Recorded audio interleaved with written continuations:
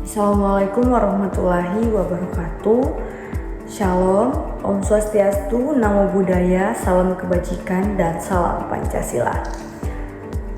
Pertama-tama perkenalkan, nama saya Dwi Utari, saya dari kelas B, program studi pendidikan Pancasila dan Kewarganegaraan, Fakultas Keguruan dan Ilmu Pendidikan, Universitas Tadulako, angkatan 2024. Baiklah, di sini saya akan mempresentasikan materi pada mata kuliah hukum pidana yang diampu oleh Bapak, dengan hormat saya sebut namanya, Bapak Dr. Hasdin SPD MPD. Baiklah, di sini saya akan mempresentasikan atau membacakan resum yang berjudul Sifat Dapat Dihukum dan Dasar Peniadaan Pidana. Baiklah, pengertian dapat dihukum. Di sini dimaksud tidak dapat dihukum dimaksud karena tidak dapat dipertanggungjawabkan. Artinya, seseorang yang tidak dapat dipertanggungjawabkan atas perbuatannya tidak bisa dikenai hukuman, walaupun perbuatan-perbuatannya itu termasuk tindak pidana. Contohnya seperti pencurian antara suami istri. Suami atau istri tidak dapat dihukum, tetapi orang lain yang turut serta membantu dalam tindak pidana tersebut dapat dikenai hukuman.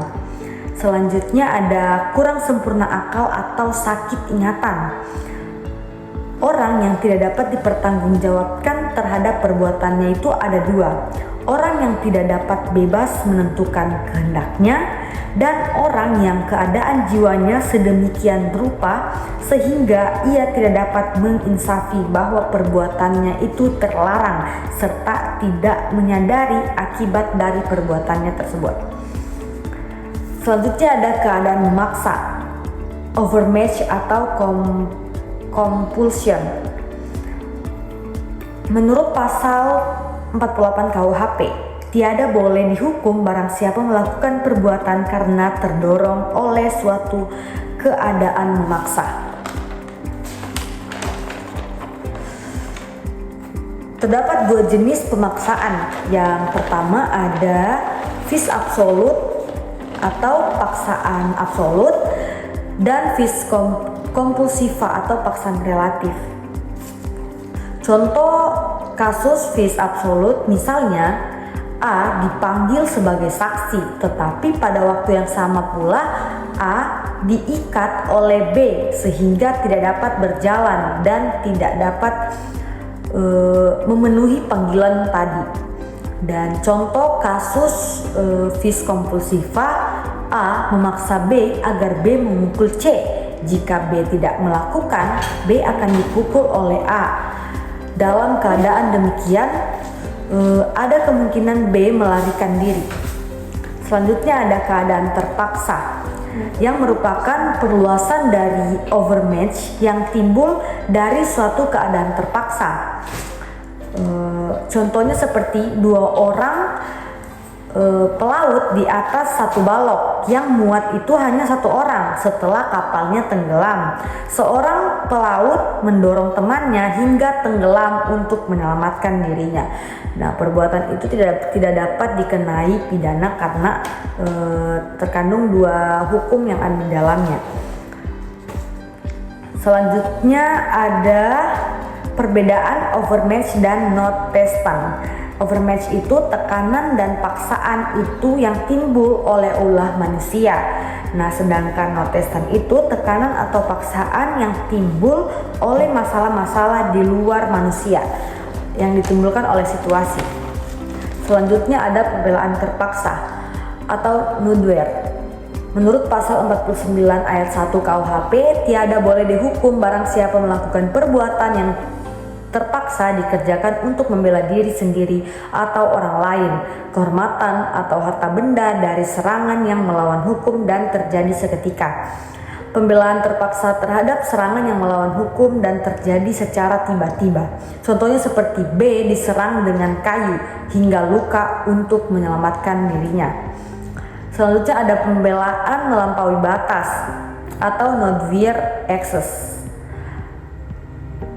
Terdapat 3 unsur di dalamnya, yaitu pembelaan diri yang melampaui batas perlu, Yang kedua itu tekanan jiwa atau emosi berat. Dan yang terakhir hubungan langsung antara serangan dan guncangan jiwa.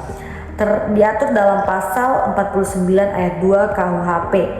Tiada boleh dihukum barang siapa melampaui batas pembelaan yang perlu jika perbuatan itu dilakukan karena sangat panas hatinya atau guncang jiwanya disebabkan serangan itu. Selanjutnya ada paksaan peraturan perundang-undangan berdasarkan pasal 50 KUHP.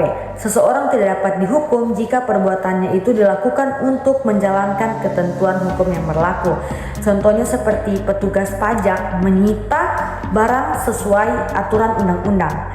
Selanjutnya pelaksanaan perintah jabatan yang sah. Perbuatan tidak dapat dihukum jika dilakukan untuk melaksanakan perintah jabatan yang sah dari atasan yang berwenang. Contohnya seperti polisi menembak pelaku yang melarikan diri setelah peringatan.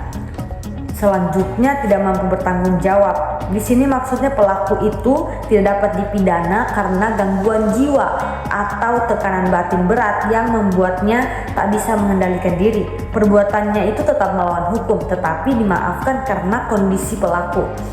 Dan yang terakhir ada perluasan dasar penghapusan hukum atau menurut doktrin, meliputi 4. Yang pertama, izin dan kepentingan orang lain, misalnya petugas pemadam. Yang kedua, perbuatan ahli. Ini misalnya dokter saat melakukan operasi. Yang ketiga, hak mendidik, misalnya guru atau orang tua memberi hukuman yang wajar. Dan yang terakhir hak jabatan dokter. Di sini dokter tidak bisa menyebarkan kondisi pasien karena itu termasuk privasi. Dokter tidak bisa melakukan itu.